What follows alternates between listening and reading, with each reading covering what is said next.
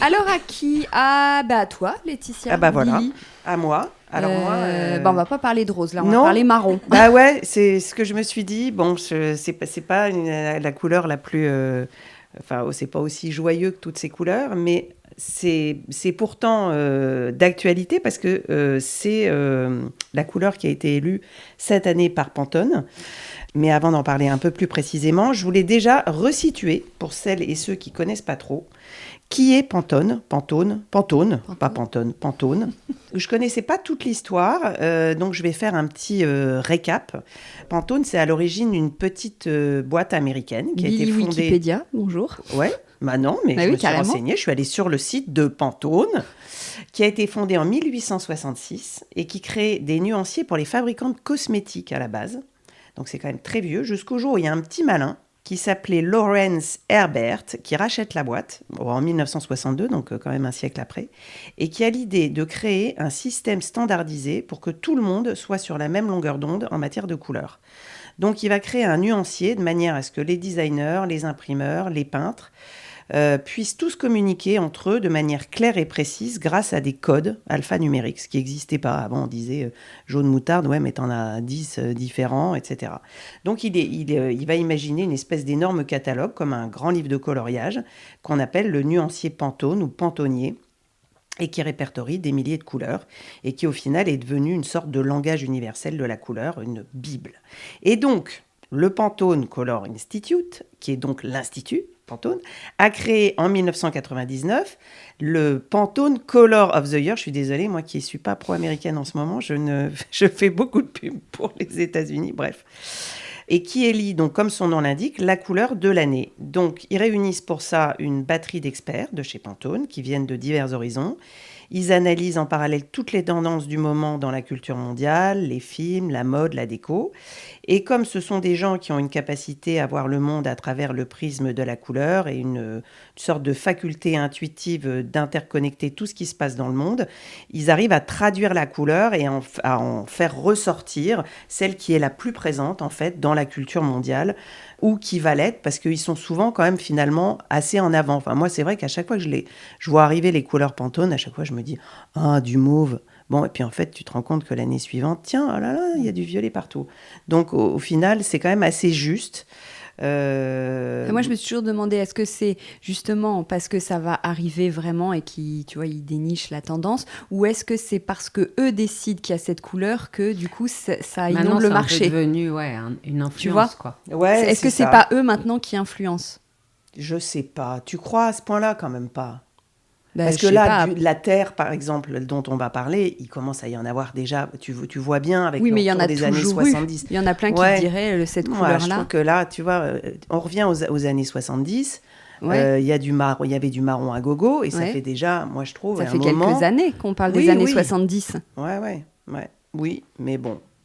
Écoute, ouais, ils doivent être influencés et ouais, ils influencent aussi. Non, mais Ouais, c'est canon qu'il y ait cette histoire de couleur de l'année. Bah hein, oui, c'est pas écoute, en tout cas, voilà. Bon, en tout cas, moi j'ai creusé un peu, voilà, cette année 2025. Bah, c'est pas la plus rigolote, effectivement. C'est le Mocha Mousse, donc 17 230, qui est, je cite, d'après eux, une teinte marron, chaude et riche qui alimente notre désir de réconfort en évoquant subtilement le cacao, le chocolat et le café. Donc une teinte rassurante par les temps incertains que l'on vit et qui est bien sûr également la couleur de la terre, de la nature et de ce qui est essentiel à nos vies. Alors, contrairement aux autres années où les couleurs étaient quand même plus joyeuses, le Mocha Mousse a été accueilli avec moins d'engouement, comme tu me le rappelais très justement, parce qu'on le trouve un peu, c'est vrai, un peu neutre, un peu fade, limite une non-couleur qui ressemblerait au taupe, alors que moi qui personnellement déteste le taupe, je trouve que il est quand même plus intéressant. C'est plus un marron glacé, on va dire, sachant qu'en plus, il y a plein de nuances autour, en fait. C'est pas une couleur en particulier, c'est un nuancier qui tourne autour. Alors, tu vas me demander, Hortense, comment fait-on pour l'utiliser, n'est-ce pas? Évidemment, comment fait-on pour l'utiliser? Alors, eux, ils proposent cinq gammes que je vous ai un petit peu répertoriées parce que je trouve qu'elles sont assez variées et que finalement, on ne penserait pas forcément à mélanger du marron clair avec ça.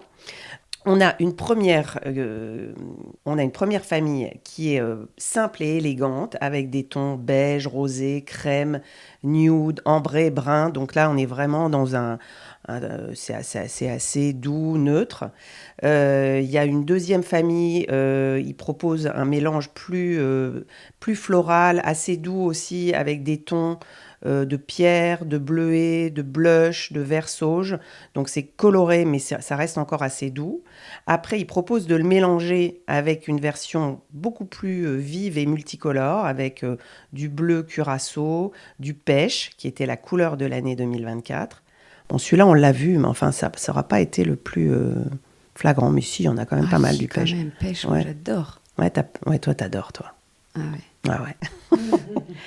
Donc, ils mélangent avec du pêche, du curaçao, du parme, du violet, du jaune. Voilà, là, ils mettent du marron avec tout ça. Mais ça fonctionne assez bien, en fait, quand on regarde. Une quatrième, alors là, qui est plus dans des bonbons acidulés, mais avec du rose vif, du orange vif, et qui rappelle justement ce côté assez 70s, marron, orange, rose. On ose carrément. Et une dernière, un petit peu plus masculine, même si les couleurs sont non-genrées, bien entendu. Le rose pour les garçons, le bleu pour les filles. Évidemment. Et là, on l'associe avec des bleus gris, des verts lauriers, du taupe et d'autres marrons. Voilà. Donc ça, c'est pour la couleur, le mocha mousse. Mais moi, j'avais quand même envie de vous faire un petit parallèle avec la terre, qui est l'élément, un des 5 éléments hyper importants qui se retrouvent dans la maison et dans la décoration de la maison.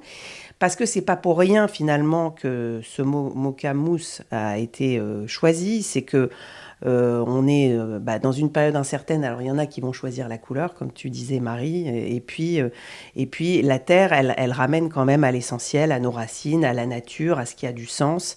Et c'est ce qui nous manque un petit peu en ce moment, quoi. Donc, nous, comme vous le savez, mais je le répète un petit peu quand même toujours, on a écrit un deuxième livre qui s'appelle Vers toi, et on parle avec Caroline Vatelet des 5 éléments. Dont la terre. Et la terre, c'est l'élément qui représente la stabilité et l'ancrage. Et c'est vrai qu'on ne se sent jamais aussi bien finalement que les pieds sur terre, plutôt que dans l'air, hein, n'est-ce pas? Dans l'avion. Hein? C'est puissant. Ça nous rappelle des souvenirs. Et si possible, les pieds nus ou les mains dans la terre. Voilà, c'est notre base, notre terreau. Elle est partout dans notre environnement, mais finalement pas assez dans notre environnement citadin. Et donc, il y a 5 éléments dont je vous ai déjà parlé, mais je vous redis pour resituer. Donc, il y a l'eau, le bois, la terre, le feu et le métal. Et la terre, c'est vraiment un des plus importants parce que c'est le seul qui réunit tous les autres éléments. Donc, la terre, c'est elle qui va nourrir le métal avec ses minéraux, c'est elle qui fait naître le bois, puisque le bois pousse dans la terre. C'est elle qui se nourrit des cendres qui sont générées par le feu. C'est elle qui a besoin de la pluie. Donc la terre, elle est au centre de tout dans notre maison. Et c'est pas un hasard si on dit qu'il faut mettre cet élément au cœur de la maison, dans ce qu'on appelle le Tao. Donc le Tao, c'est hyper important, le Tao. Moi qui suis en train de faire des travaux dans une petite maison qu'on est en train de rénover, le Tao, c'est vraiment quand vous vous mettez au milieu de votre maison, il faut essayer de votre appartement.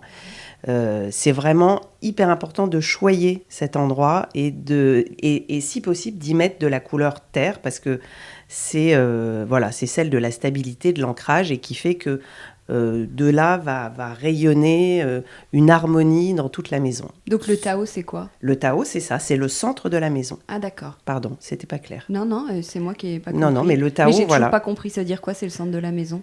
Le centre de la maison, c'est ça, quand tu te mets au centre de ta maison. Tu te positionnes géométriquement, tu milieu. prends ton plan et tu te mets à peu près, parce que si c'est un rectangle, un triangle, ton plan, mais tu as un centre, en fait, le cœur, en fait, de la maison. Et c'est ça qu'on appelle le Tao. Et ce Tao, il faut le nourrir avec de la terre. Donc, le mocha mousse, on peut le mettre dans le Tao. Ah, d'accord. Voilà. Ça y est, j'ai compris. Typiquement, mais bon, ça peut angoisser des gens, mais ça, on en a déjà discuté avec Caroline, enfin, elle l'a déjà expliqué. Si tu as des toilettes, par exemple, moi, c'est ce que j'avais dans mon ancienne maison, j'étais pas très heureuse d'ailleurs, et des toilettes en plein milieu de ta maison, dans le Tao, c'est pas bon, parce que l'énergie, elle s'échappe. Ce sont des principes feng shui. Hein. Je te sens un peu Non, pas du tout. dubitative. Non. Non, j'étais en train de réfléchir où étaient mes toilettes. Donc, le Tao, il représente la vitalité dans laquelle on va puiser tous les jours les ressources nécessaires à notre bien-être. Donc, c'est là qu'il faut mettre de la terre. Et il y a des pièces aussi, selon l'orientation de la maison, qui ont besoin de cet élément terre, et notamment les pièces qui sont au nord-est ou au sud-ouest. Donc ça, c'est important de mettre de la terre. Donc comment on met de la terre ? Eh ben, on met de la terre avec le mocamousse, justement, ou du beige, du sable, du terracotta, du rouille, du brun, bref, toutes les couleurs qui vont rappeler la terre. Et puis aussi, on va retrouver cet élément avec des matières qui viennent comme le travertin, les tomettes, les éliges, le granit, la pierre, des céramiques aussi. Donc si le centre de votre maison est absolument pas terre et que vous ne pouvez pas le repeindre, vous pouvez mettre des céramiques ou des choses qui viennent de la terre. Le grès, l'albâtre, ou même les coquillages ou les cristaux. Parce que les cristaux, tout ça, tout est lié. Voilà, il y a plein de manières de faire entrer la terre dans nos maisons. Et si vous voulez, dernière petite chose, ressentir encore plus son énergie, il ne faut pas oublier de la nourrir, la terre, c'est ce qu'on explique dans notre bouquin, avec des couleurs vives, et c'est l'élément feu qui nourrit la terre. Donc avec du jaune, du rose, du rouge, pour avoir un centre, une maison pleine d'énergie où se calfeutrer bien au chaud avec des meubles de toutes les couleurs, bien entendu. Génial, merci beaucoup. On a appris plein de trucs. Sur Pantone. Oui, mais parce que Pantone, on sait sans vraiment tout savoir. Je savais pas, c'est super. Voilà. Tant mieux si je t'ai appris quelque chose, je suis très fière de moi.